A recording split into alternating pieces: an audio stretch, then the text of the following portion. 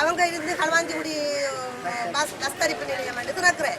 இவரும் அவங்கள பக்கம் சார்ந்து ஏதோ ஒரு ரிக்ஸுகள் செய்து ஏதோ லஞ்சங்கள் வாங்கினாங்களான்ற எங்களுக்கு தெரியாது.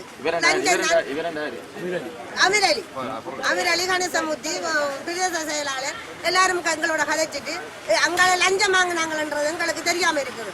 லஞ்சம் எங்கள்கிட்ட கேட்டிருந்தா நாங்க கொடுத்துருப்போம். அவர் அங்கால எத்தனை பக்கம் கேட்டிருந்தார். நாங்கள் ஏற்கனவே அரசு அதிகாரிகள் உட்பட பிரதேச செயலாளர் உட்பட அரசாங்க அதிபர் உட்பட அனைத்து அரசு ஊழியர்களுக்கும் நாங்கள் இது சம்பந்தமான முறைப்பாடுகள் செய்திருந்தோம். எதுவிதமான ஒரு நடவடிக்கையும் இடம்பெறவில்லை. ஆனால் தற்பொழுது இன்று பிரதி அமைச்சர்கள் மற்றும் பிரதேச சபை உத்தியோகத்தர்கள் ஏனைய அரசு உத்தியோகர்களின் தலைமையிலே இன்று இந்த பஸ் தரிப்பு நிலையமானது திறக்கப்பட்டிருக்கின்றது. இதற்கு பட்டிருப்பு கிராம மக்கள் முற்றுமுழுதாக எதிர்ப்பினை தெரிவித்திருக்கின்றார்கள். இந்த பஸ் தரிப்பு நிலையமானது பட்டிருப்பு கிராமத்தில் அமைந்திருக்கின்றது. பட்டிருப்பு பஸ் தரிப்பு நிலையம் என பெயர் பலகை போட வேண்டும் என்ற ஒரே நோக்கத்துக்காக இந்த பொதுமக்கள் தற்பொழுது இந்த ஆர்ப்பாட்ட நிகழ்வினை நடத்துகின்றார்கள். எனவே ஏற்கனவே இந்த பஸ் தரிப்பு நிலையத்துக்கு செய்த ஒப்பந்தக்காரரால் இந்த பெயர் பலகையானது போடப்பட்டிருந்தது பட்டிருப்பு களுவாஞ்சிக்குடி பஸ் தரிப்பு நிலையம் என்று. ஆனால் அந்த பஸ் தரிப்பு நிலைய பலகையினை விதமான நடவடிக்கையும் இடம்பெறவில்லை. தற்பொழுது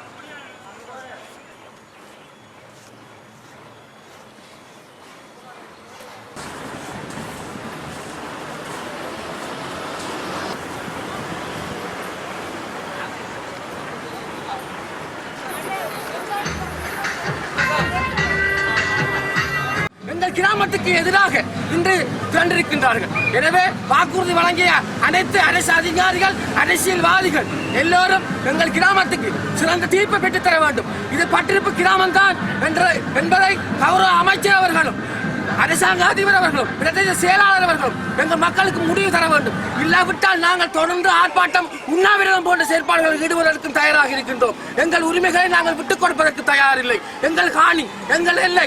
எனவே தயவு செய்து அமைச்சர் அவர்களும் அரசாங்க அதிபரும் இந்த பிரச்சனைக்கு தீர்வினை பெற்றுத்தர வேண்டும் என்று பட்டிருப்பு மக்கள் சார்பாக நான் கேட்டுக்கொள்கின்றேன். 116க்கு உட்பட்ட எமது பட்டிருப்பு பிரதேசத்திலே இந்த பஸ் தரிப்பு நிலையமானது அமைக்கப்பட்டிருக்கின்றது. இந்த பஸ் தரிப்பு நிலையமானது எமது பிரதேச செயலாளர் மற்றும் அரசாங்க அதிபர்கள் ஏற்கனவே கூறியிருந்தார்கள். இது பட்டிருப்பிலே அமைந்திருக்கின்றது. நாங்கள் உங்களுக்கு பட்டிருப்பு என்று பஸ் தரிப்பு நிலையம் என்று நாங்கள் கட்டாயம் போட்டு தருவோம் என்று ஏற்கனவே கூறியிருந்தார்கள். நாங்கள் அதற்கு ஏற்ற வகையிலே நாங்கள் அமைதியான முறையில் இருந்தோம். ஆனால் தற்பொழுது இன்று திறக்கப்படுகின்ற நிலையிலே இந்த களுவாஞ்சிக்குடி பஸ் தரிப்பு நிலையமாக மாற்றியிருக்கின்றார்கள். நாங்கள் ஏற்கனவே எல்லா அரசு உத்தியோகர்களுக்கும் அரசாங்க அதிபர்கள் பிரதேச செயலாளர்கள் அமிரலி மற்றும் கணேசமூர்த்தி அவர்களுக்கு நாங்கள் ஏற்கனவே தெரிவித்திருந்தோம் இந்த நிகழ்வை பற்றி. ஆனால் அவர்கள் எந்த விதமான ஒரு அக்கறை கூட செலுத்தவில்லை. எமது பட்டிருப்பு கிராமம் தற்பொழுது அழித்து வருகின்ற நிலையாக இருக்கின்றது. எனவே இந்த நிலையை நீங்கள் அனைவரும் புரிந்து கொண்டு எமக்கு நிரந்தர தீர்வை ஒரு பெற்றுத் தருமாறு அன்பாக வேண்டியிருக்கின்றோம்.